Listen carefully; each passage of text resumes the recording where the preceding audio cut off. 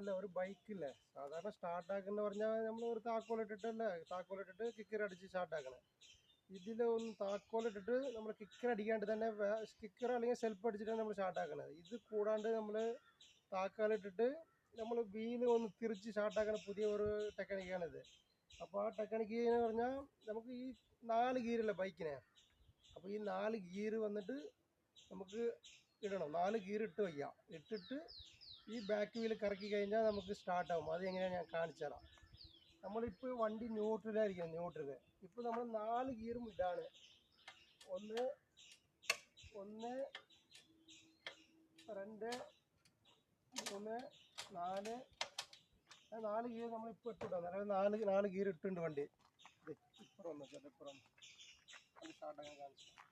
ഇപ്പോൾ നമ്മൾ 4 ഗിയർ വണ്ടി ഇപ്പോൾ ഇട്ടിരിക്കുകയാണ്. ഇട്ടിട്ട് ഈ വണ്ടി നമ്മളിപ്പോൾ 4 ഗിയർ ഇട്ടിട്ട് നമ്മൾ ഈ വീല് കറക്കിയിട്ട് വണ്ടി സ്റ്റാർട്ടാക്കാൻ പോകണം. നോക്കിക്കോട്ടാ.